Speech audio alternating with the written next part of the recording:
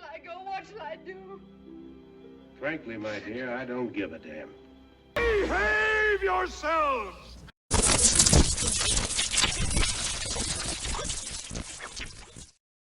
Just when you thought it was safe to watch yet another found footage horror film, here we are with Grave Encounters. That's right, this is my very late review of Grave Encounters, only because I've never actually seen it before, and it came out back in 2011. It's a Canadian found footage horror film. Found footage horror can work sometimes. Late Night with the Devil, for example, that came out last year, I believe. Terrific movie. Was a TV show with found footage. That really worked. Of course, there's the Blair Witch Project. And I know it sounds crazy. I haven't seen any of the Paranormal Activity, I believe it's called, pictures. So I will, one of these days, at least see the first one. Didn't really start with Blair Witch Project, this subgenre of horror. It kind of started with Cannibal Holocaust in the late 70s. And then since then, we've seen the Blair Witch Project, and right around that same time was The Last Broadcast. And just a few years ago was M. Night Shyamalan's, or maybe 10 years ago, The Visit, which is certainly found footage. That one I enjoyed. However, this one, Grave Encounters, I enjoyed. I thought it was really good. It's basically the Blair Witch Project, except in a mental hospital, and an abandoned one at that. And what I found fascinating about it was that it was, at first, it's almost like a satire of a show that Zach Bagans did called, I think it was called Ghost Encounters. And this is one of those TV shows he had done for a while, and I never believed in that show at all. And it turns out that there were some things that were definitely a hoax. But this movie starts with a guy who looks very much like Zach Bagans, and his name is Lance. He has a similar kind of hairstyle and, jacket and all this. And then there's Sasha Parker, who's some sort of an expert on the occult. Then you have the surveillance operator, Matt White. Then you have the cameraman, TC. And then there's this guy who arrives at the location because they're going to spend the night there at the mental hospital. He's a fake medium, Houston Gray. It's easily the very best performance in the movie because it was just so crazy, the whole thing. He fakes thinking, that there are spirits nearby and he can feel them. He fakes all that. And then when he stops his act, he's just a regular guy. I mean, the whole thing was a satire at first. And that's what I love about how the film starts. In addition to, they talk to a couple of people, one that is a groundskeeper who is kind of lured into telling on camera that there were spirits when in fact he says, I never seen any.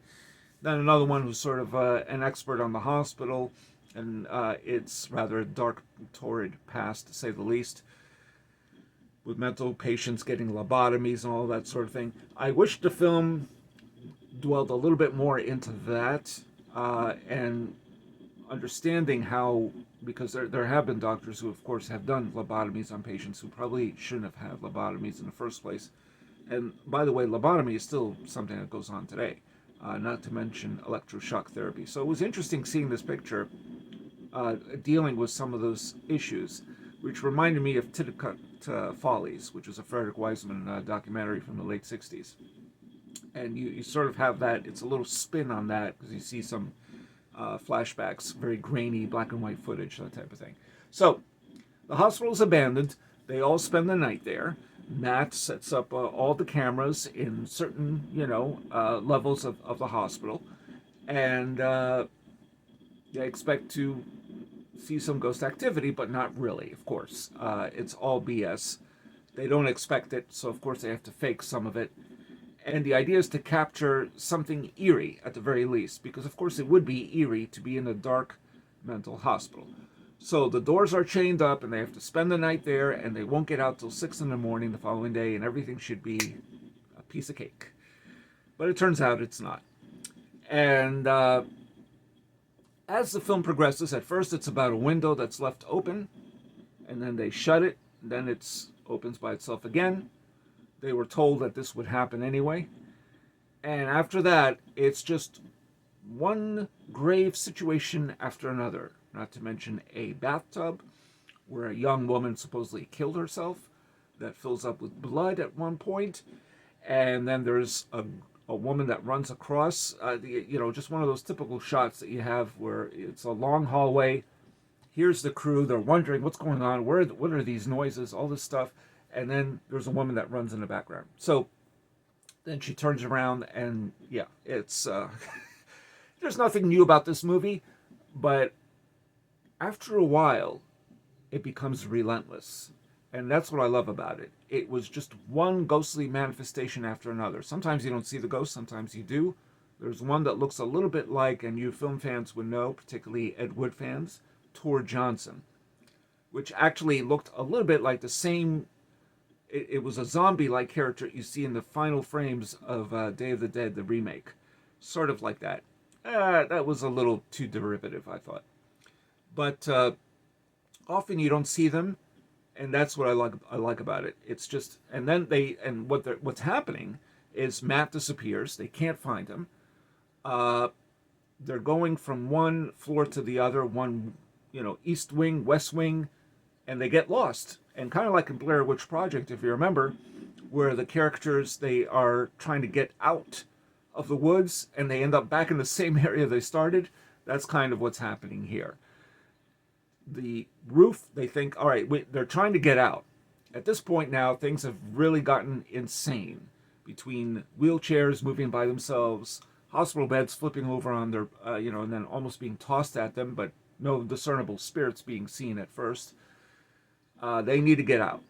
And they get to the roof. They think there should be no problem. And the wall is sealed off. There is no staircase to the roof. I mean, I have to say it became so relentless that it was more intense than I expected. And I've seen a lot of, horror pictures. Usually I could tell if something is BS. It's not. This type of thing has just been done so many times already. But this one, because of the setting, it really delivered. I was petrified. I wouldn't say it was exactly a white knuckle ride for me, but it was almost there. And I really don't want to say any more because the movie ends with it has an ending that just blew me away. I wasn't expecting it, but it is very dark, very subterranean. This movie, I'm not going to say it's better than Blair Witch Project, but I would say it's equal. This is Blair Witch Project, except in a mental hospital, for sure. But it was relentless. It's much more relentless than Blair Witch Project.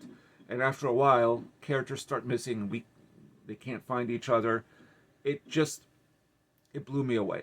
I didn't expect it to be that intense a ride. So tell me what you think. Have you seen Grave Encounters? I believe there is a sequel. I will have to check that out. I think it's on Tubi TV, so I'll have to see what that's all about. But let me your thoughts. Tell me what you thought about this movie. For Canadian horror, usually you got David Cronenberg, who's pretty much the king, I think, of Canadian horror. Although his films are much more, darker meditations than this movie. But this one was pretty damn good. I mean, I have to admit it. I was really taken in by it. I'd see it again. I thought it was terrific.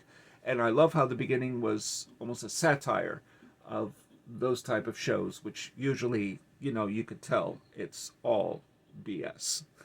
This movie felt like it was going to be BS, and I thought, all right, whatever, I'll stick around and check it out. It was entertaining, but then it got relentless. It was a relentless assault on the senses, I thought. So let me your thoughts. Tell me what you think. If this is your first time to the channel, please hit like and subscribe to my channel. I review movies on occasion, and old, new, whatever. For those of you who are already subscribers, thank you. I gained a few more subscribers in the last few days, so thank you for that. I'm trying to post more often. I really am trying, and I will be. I'm going to try at least twice a week, but we'll see. So anyway, that's all I got to say about that. And that's it for Grave Encounters. And this is Jerry Saravia at the Movies, signing off.